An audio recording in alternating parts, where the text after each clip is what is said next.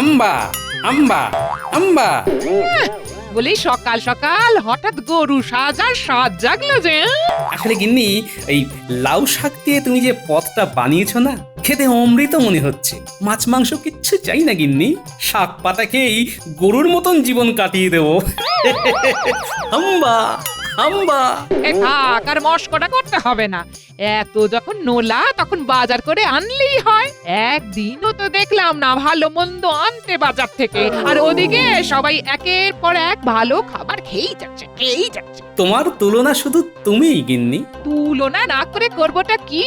এখন তো অবস্থা ভালো হয়েছে, এখন আবার আস্তে আস্তে গিন্নি, আস্তে। কে কখন শুনে ফেলবে। আর অবস্থা ভালো হয়েছে মানে কি ঢাক ঢোল পিটিয়ে বাজারঘাট ঘর বাড়ি তুলে সবাইকে জানাতে হবে? মানুষের নজর নিয়ে তোমার তো চিন্তাই নেই গিন্নি। বাবা বাবা বাবা বাবা বাবা বাবা চলে এসেছি টুকি।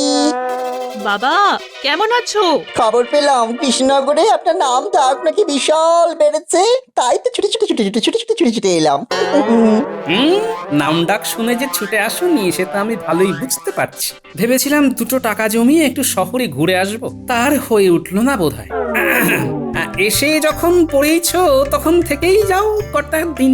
শুনলাম নাকি বাবা দুটো গরু কিনেছে আর গোটা কৃষ্ণনগর দুধ নিচ্ছে বাবার কাছ থেকে। হ্যাঁ রে, এই ভোলা ময়রার স্ত্রী অসুস্থ হওয়ায় অনেকগুলো টাকা দরকার পড়ে গেল, আর ভগবানের দয়ায় এলো তোর বাবার কাছে। কতবার বললো ধার নিতে, কিন্তু শুনতেই চাইলো না রে। আর শেষে গরু দুটো বিক্রি করে চলে গেল দেশের বাড়িতে। হ্যাঁ, ভগবান যা করে মঙ্গলের জন্যই করে। ওই লক্ষ্মীমন্ত দুটো গরুর জন্যই আজ সংসারে আবার আলো ফিরে এসেছে। আর তোমরাও। হ্যাঁ, এবার এসেছি যখন ভালো মন্দ খুব খেয়ে যাব। হ্যাঁ হ্যাঁ বাবা, তার বলতে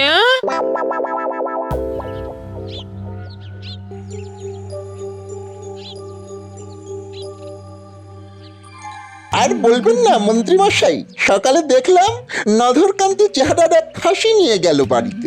মেয়ে জামাইকেও ডেকে নিয়েছে যখন, তখন অবস্থা খুব ভালোই বলতে হবে। ভালো যে সে কি আর বলে দিতে হবে রে, সে তো আমি নিজের চোখেই দেখতে পাচ্ছি। বাড়িতে বাড়িতে গোপাল দুধ পৌঁছে দিচ্ছে। না না না না না না না, কিছু একটা ভাবতেই হবে আমাদের, তা নইলে মহারাজের সামনে তো আর মুখ দেখাতে পারবো না। কি করবেন মন্ত্রী মশাই?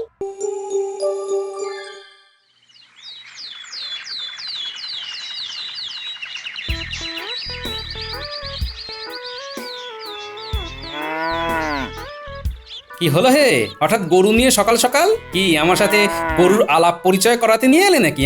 আর পরিচয়, এবার আমার গরুটাকেও আপনার গোয়ালে স্থান দিয়ে রক্ষা করুন। কেন গো, কি হলো? আপনার গরুর দুধের স্বাদ পেয়ে তো আমার গরুর দুধ কেউ নিতেই চাইছে না। দুধের তো আর এমনি এমনি স্বাদ হয় না। গরুর যত্ন না নিলে হবে কি করে? খড় খাওয়াতে হবে, ঘাস খাওয়াতে হবে। সে ক্ষমতা কি আমার আছে গোপাল? আপনি আমার এই গরুটার একটা ব্যবস্থা করে দিন। রাজকার্য বাদ দিয়ে রাখাল সেজে ঘুরে বেড়ানোটা কি ঠিক দেখাবে? না না, তা বলছি না, আপনি আমার এই গরুটাকে কিনে নিন, যা দাম ধার্য করবেন তাই সই। এ আর এমন কি কথা, নিশ্চয়ই তোমার অনুরোধ রাখবো।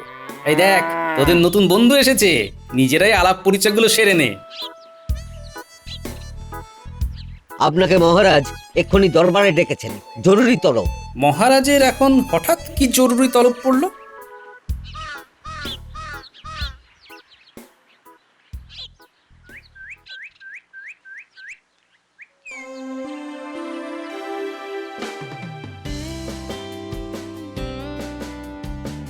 মহারাজ, কিসের এত আয়োজন? সে কি, তুমি জানো না 7 দিন বাদে যে মহারানীর জন্মদিন বিশাল করে পালন হবে? সেদিন বাইরে থেকে সব রাজা মহারাজারা আসছেন। কৃষ্ণনগর সাজিয়ে ফেলতে হবে নতুন করে। তাই নাকি? এ তো খুবই আনন্দের কথা মহারাজ। দাঁড়া, তোমার এত আনন্দ বার করছি গোপাল। মুর্শিদাবাদ থেকে রাঁধুনি আসছে রাজপদ রন্ধনের জন্য। সেই রাধুনির পায়েস নাকি অমৃত। আমি তো সেই শুনে থেকে আর থাকতেই পারছি না লোভে। সেদিন কিন্তু তোমার গরুর খাঁটি দুধ সকাল সকাল পৌঁছে দেবে এখানে। তার বলতে মহারাজ, এই বিষয়ে আপনি বিন্দুমাত্র চিন্তা করবেন না। চিন্তা তো এবার তুমি করবে গোপাল। দেখি দেখি কেমন সামলাও তোমার গরুকে।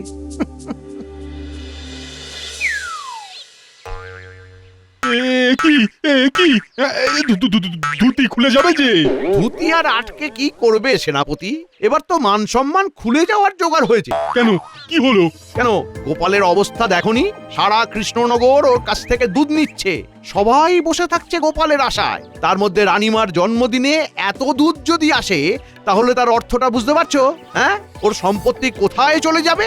আমাদের তো আর মান সম্মান থাকবে না এই রাজ্যে। তা তো বটেই, তা তো বটেই। তা কি করা যায়? আজ রাতে চলে এসো আমার বাড়িতে গোপনে।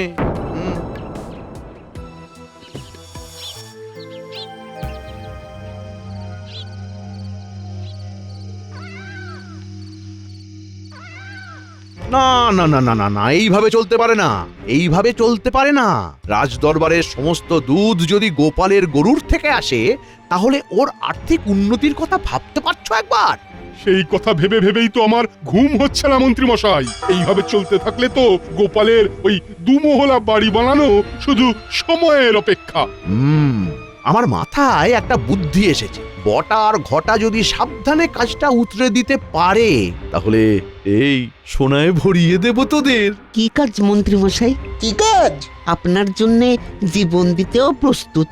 কথায় না বড় হয়ে এবার একটু কাজে বড় হয়ে দেখাও দেখি। কি করতে হবে আমাদের মন্ত্রী মশাই? এ আর এমন কি কাজ, আজ রাতেই আমরা করে ফেলছি।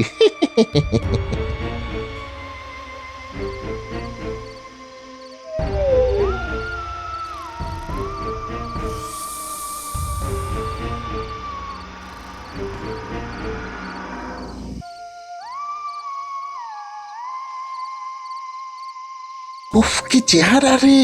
এ গরুর দুধের স্বাদ হবে না তো কার হবে? কিন্তু মন্ত্রী মশাই তো বলেছিল দুটো গরুর কথা, আর একটা গরু এলো কোথা থেকে? ভালোই হয়েছে, মন্ত্রী মশাইকে দুটো গরু দিয়ে একটা আমরা রেখে দেব নিজেদের কাছে। সোনা তো পাবোই, তার সাথে এই একটা গরুর দুধ বিক্রি করেই বাকি জীবনটা আরামে কাটিয়ে দেব। হি হি। দারুণ দারুণ বুদ্ধি। এই এই চল চল তাহলে শুরু করা যাক। তু তু তু তু। ওরে বাবা রে, মরে গেলাম রে, মরে আস্তে গেলাম। আস্তে আস্তে।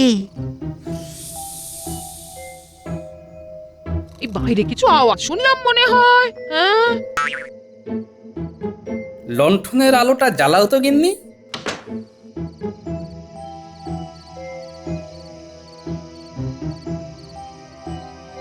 না, এই গরু তো সব ঠিক আছে, তাহলে কি ভুল শুনলাম?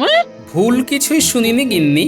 ওই দেখো, দরজা খোলা, নিশ্চয়ই চোর এসেছিল। ঠিক আছে, সকালেই দেখা যাবে সব।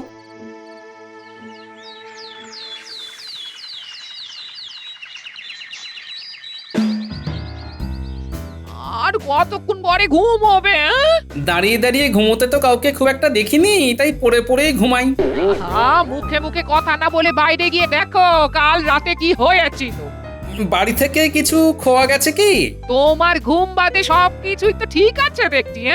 তাহলে তো আর দুঃখ করে লাভ নেই গিন্নি। যাও, সকালের জল খাবার দাও।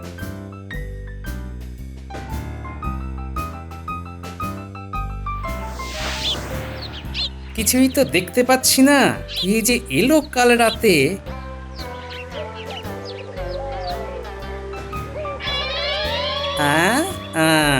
এই যে দেখছি বটার পাগড়ি।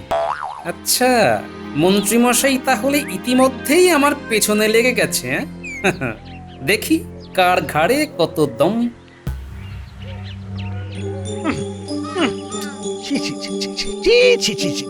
লজ্জায় তোদের মরে যাওয়া উচিত। একটা চুরিও ঠিক মতো করতে পারিস না।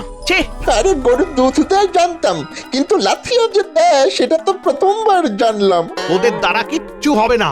তাহলে এবার কি করবেন মন্ত্রী মশাই? এবার ভেবে চিনতে আমাদের চাল চালতে হবে। গোপাল নিশ্চয়ই বুঝে গেছে আমাদের অভিসন্ধির ব্যাপারে। ভুল চাল চাললেই সর্বনাশ। এবার যা করার আমাকেই করতে হবে, আর সাথে থাকবি তোরা। না, আর কোনো ভুল নয়, আর কোনো ভুল নয়। এবার দিতে হবে মোক্ষম চাল। কি করবেন? আমি যা বলছি সবাই মন দিয়ে শোন। যেমন ভাবে বলছি তেমন ভাবে কাজ করলে ওই 3টে গরু আমাদের হাতে পাওয়া শুধু সময়ের অপেক্ষা। তাহলে কি তুমি এই চুরির দায় বটার উপরে দিতে চাও? হ্যাঁ মহারাজ, এরকম পাগড়ি আমাদের কৃষ্ণনগরে আর কেউ তো পড়ে না। কিন্তু শুধু পাগড়ির জন্য একটা মানুষকে দোষ দেওয়া কি ঠিক হচ্ছে মহারাজ? আগে দেখে নিলে হতো না যে গোপালের বাড়িতে কিছু চুরি গেছে কিনা? হ্যাঁ তা তো বটেই, তা তো বটেই। কি হে গোপাল, কিছু চুরি গেছে নাকি তোমার বাড়িতে?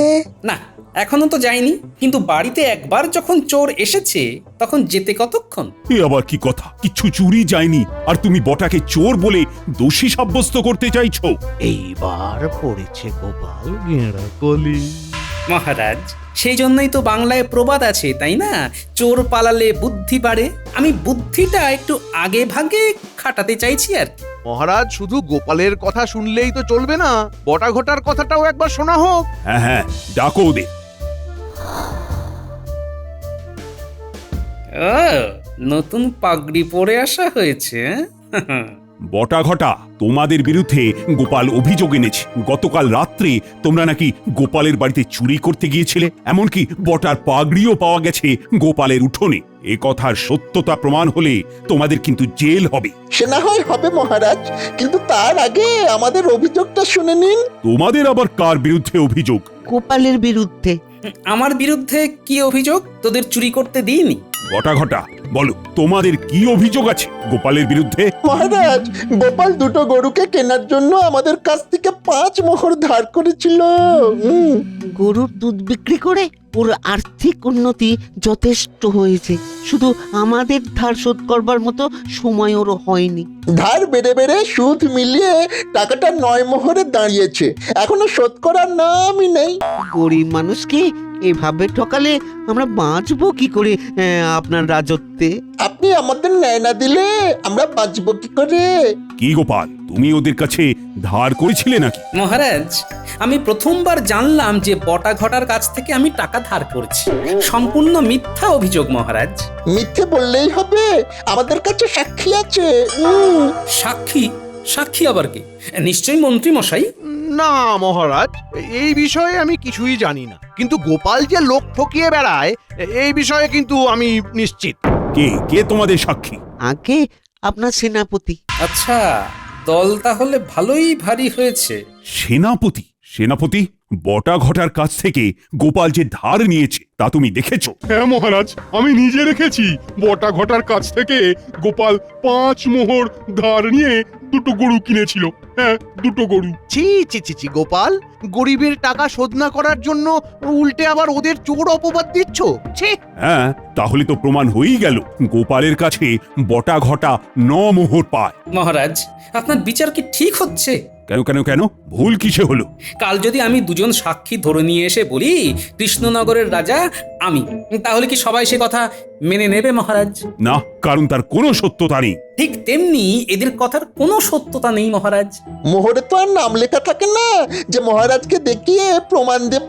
আজ আপনি আমাদের সুবিচার না দিলে কৃষ্ণনগরের মুখ সবার সামনে ডুবে যাবে। আর আমি আপনার সেনাপতি হয়ে কি আপনাকে মিথ্যে কথা বলবো? হ্যাঁ, না হে গোপাল, সবাই যখন তোমার বিরুদ্ধে বলছে তখন তো মেনে নিতেই হবে যে তুমি মোহর ধার করেছো। তোমায় আমি 7 দিন সময় দিলাম।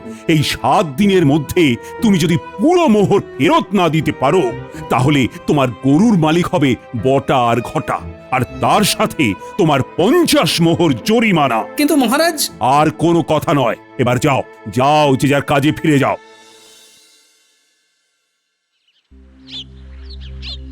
এবার কি করবে? সেটাই তো বুঝতে পারছি না গিন্নি। বলছি গরুগুলো বিক্রি করে দেবে? গরুগুলো বিক্রি করে দিলেও তো 50 মোহর আয় হবে না। তাহলে তাহলে আর কি, বিষেই করতে হবে বিষক্ষয়। ওই বটা ঘটা গরু পেলে তো দুধের দাম চড়িয়ে যাবে 1000 গুণ। তা আমরা সাক্ষী দিতে পারি না? তোমাদের কথা মানবে কেন মহারাজ? আর সবাই জানে তোমরা আমার কাছের লোক। তাহলে কি সাক্ষী দেওয়ার মতন কেউ নেই গোপাল? মন্ত্রী সেনাপতি ওদের দলে। মহারাজ ওদের বাদ দিয়ে কি কারো কথা শুনবেন? কিছু একটা উপায় তো থাকবে।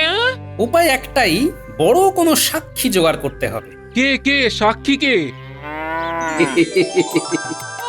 এই দুর্দিনে তুমি হাসছো, হ্যাঁ? হ্যাঁ হাসছি কি আর এমনি এমনি গিন্নি, এমন এক উপায় পেয়েছি সবাইকে একেবারে ফাঁদে ফেলে ছাড়বো।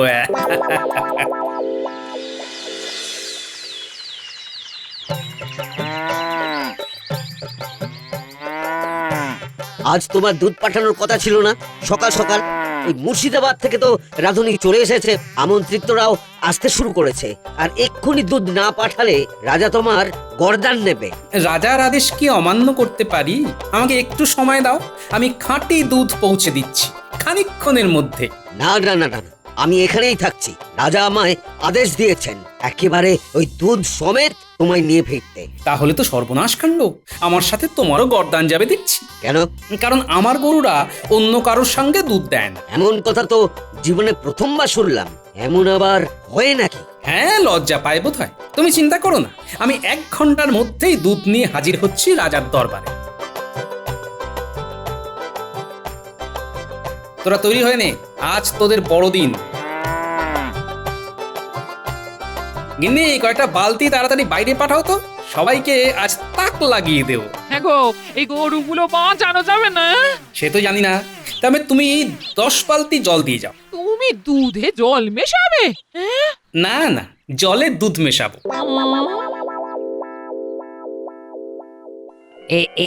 এই দুধ তো খাঁটি নয়। এই দুধে কোনোভাবেই আমার পায়েস বানানো সম্ভব নয়। এক্ষুনি রাজাকে জানাও।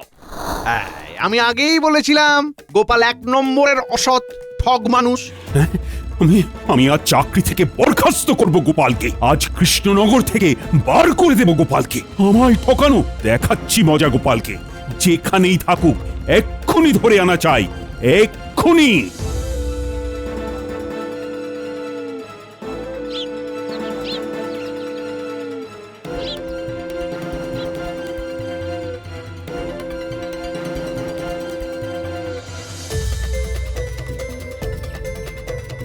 আরে বাস, গোপালকে ধরে নিয়ে যাচ্ছে, আমরাও মজা দেখবো। চল চল ঘটা, চল চল। ওহে প্রহরী, মহারাজ আমায় নিয়ে যেতে বলেছে। তোমরা এত জোরে হাঁটলে আমি তো পেছনে পড়ে যাব, তারপর আমার সাথে কিন্তু তোমাদেরও গর্দান যাবে। এ কি, আপনার ভয় লাগছে না? মহারাজ কি ভূত নাকি যে ভয় লাগবে? ধীরে ধীরে চলো, ধীরে ধীরে। তাড়াতাড়ি হাঁটলে আমার আবার খিদে পেয়ে যায়। গোপাল, তোমার এত বড় সাহস! রানীর জন্মদিনে এত বড় বড় মানুষ আমন্ত্রিত, আর তুমি দুধে জল মিশিয়ে আমাকে অপমান করতে চাইছো? না না না না, আজই তোমার শেষ দিন। আজ তোমার গর্দান নিয়ে কৃষ্ণনগরবাসীকে দেখিয়ে দেব মহারাজ কৃষ্ণচন্দ্রের দাপট। জয় মহারাজের জয়। গোপাল, তোমায় আমি এত বিশ্বাস করেছিলাম, আর আমার বিশ্বাসের এই প্রতিদান দিলে তুমি। এই মুহূর্তে আমার চোখের সামনে থেকে বেরিয়ে যাও, আর যেন কোনোদিন তোমায় রাজ দরবারে না দেখি। বেরিয়ে তো যাব মহারাজ, কিন্তু তার আগে জানতে চাই আমার দোষটা কি? তুমি জানো না? না না। রানীর জন্মদিনের দিনে দুধে জল মিশিয়ে তুমি বলছো কিছু জানো না? বাবা, কই আমি তো কিছু করিনি। তাহলে তোমার গরুর দুধে জল মেশালো কে? নিশ্চয়ই গরুই হবে। ওরা যে দুধ দিয়েছে আমি তো সেই দুধই মহারাজকে পাঠিয়েছি। কি আবল তাবল বকছো? গরু কি আর জল মিশিয়ে দুধ দিতে পারে? দিয়েছে নিশ্চয়ই, আর আমার সাক্ষীও আছে। কে? আরো 2টো গরু। মানে? এই বাইরে থেকে আনো তো আমার 3 জন সাক্ষীকে। মহারাজ, আপনি ওদের মুখ থেকে এই দুধ তোরা দিয়েছিস কিনা? ওই দেখুন, বলছে হ্যাঁ। এই এই মহারাজের সঙ্গে মশকরা হচ্ছে। গরু কি কথা বলতে পারে? মোহরেও যেমন যে ধার দিয়েছে তার নাম লেখা থাকে না, দুধেও তেমন লেখা থাকে না কে দুধ দিয়েছে।